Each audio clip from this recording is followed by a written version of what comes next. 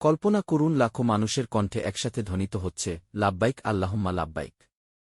চারদিকে শুধু সাদা ইহরামের সমুদ্র, চোখে অশ্রু, মুখে তাকবীর, আর হৃদয়ে শুধুই আল্লাহর ভালোবাসা।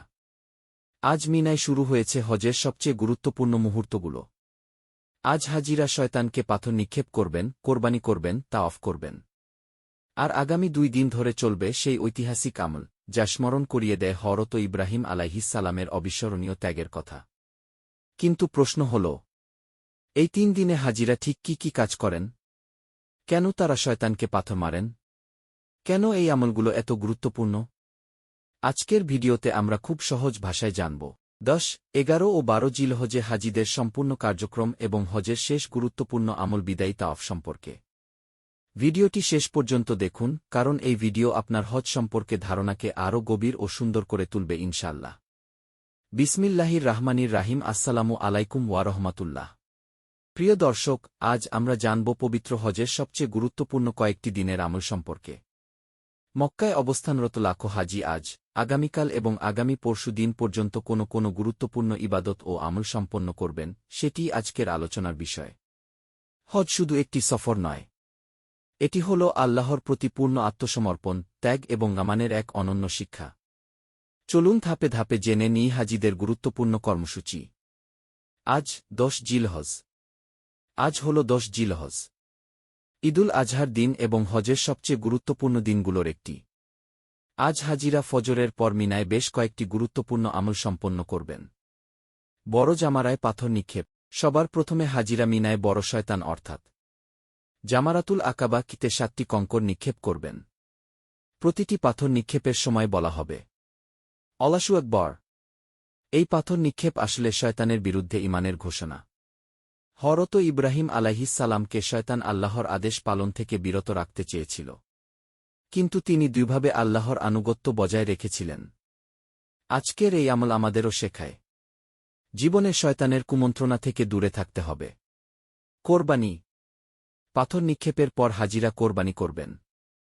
এই কোরবানি শুধুমাত্র পশু জবাই নয়, বরং আল্লাহর সন্তুষ্টির জন্য নিজের প্রিয় জিনিস ত্যাগ করার প্রতীক। হযরত ইব্রাহিম আলাইহিসসালাম তার সবচেয়ে প্রিয় সন্তানকে আল্লাহর পথে কোরবানি করতে প্রস্তুত হয়েছিলেন। আর সেই মহান ত্যাগের স্মৃতি আজকের কোরবানি। চুল কাটা বা মাথা মুন্ডন।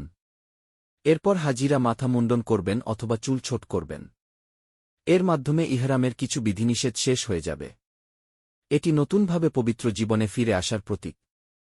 তাওয়াফ ও সাই। এরপর হাজিরা মক্কায় গিয়ে পবিত্র কাবা শরীফ তাওয়াফ করবেন। এই তাওয়াফকে বলা হয় কি তাওয়াফে ইফাদা। এরপর সাফা ও মারওয়ার মাঝে সাই করবেন।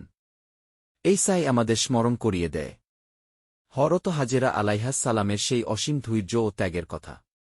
আগামীকাল 11 জিলহজ। আগামীকাল শুরু হবে আইয়ামে তাশরিকের প্রথম দিন। এই দিন হাজিরা মিনায় অবস্থান করবেন এবং 3টি জামারায় পাথর নিক্ষেপ করবেন। 3 জামারায় 21টি পাথর নিক্ষেপ। হাজিরা পর্যায়ক্রমে ছোট জামারা, মধ্যম জামারা, বড় জামারা, এই 3 স্থানে 7টি করে মোট 21টি কঙ্কর নিক্ষেপ করবেন। প্রতিটি পাথরের সাথে থাকবে তাকবীর, আল্লাহু আকবার। এই আমল মানুষকে শিক্ষা দেয়, প্রতিদিন শয়তানের বিরুদ্ধে সংগ্রাম চালিয়ে যেতে হবে।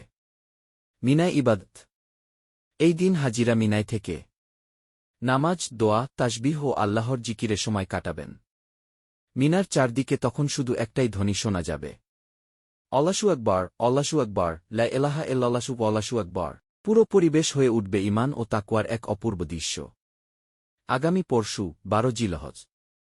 12 জিলহজেও হাজিরা একইভাবে 3টি জামারায় পাথর নিক্ষেপ করবেন। আবারও ছোট, মধ্যম ও বড় জামারায় 7টি করে মোট 21টি কঙ্কর নিক্ষেপ করা হবে। এই দিনও হাজিরা মিনায় অবস্থান করে আল্লাহর ইবাদতে সময় অতিবাহিত করবেন। অনেক হাজি 12 জিলহজের পর মিনা ত্যাগ করবেন, তবে কেউ চাইলে 13 জিলহজ পর্যন্ত অবস্থান করতে পারেন। বিদায়ী তাওয়াফ। মক্কা ত্যাগের আগে হাজিরা শেষবারের মতো পবিত্র কাবা শরীফ তাওয়াফ করবেন। এটিকে বলা হয় কি তাওয়াফুল বিদাগি বা বিদায়ী তাওয়াফ। এটি হজের শেষ গুরুত্বপূর্ণ আমল। এই সময় অনেক হাজির চোখ অশ্রুসিক্ত হয়ে যায়, কারণ আল্লাহর ঘর ছেড়ে বিদায় নেওয়া সত্যি অত্যন্ত আবেগের মুহূর্ত। সমাপ্তি। প্রিয় ভাই ও বোনেরা, হজ আমাদের শেখায় ত্যাগ, ধৈর্য, আনুগত্য এবং আল্লাহর প্রতি পূর্ণ আত্মসমর্পণ। আল্লাহ তাআলা যেন পৃথিবীর সকল মুসলমানকে একদিন তার পবিত্র ঘর জিয়ারত করার তাওফিক দান করেন। আমিন। আল্লাহু আকবার, আল্লাহু আকবার, আল্লাহু আকবার, আল্লাহু আকবার।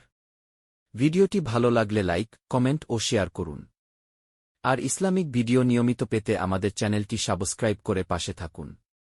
আসসালামু আলাইকুম ওয়া রাহমাতুল্লাহি ওয়া বারাকাতুহু।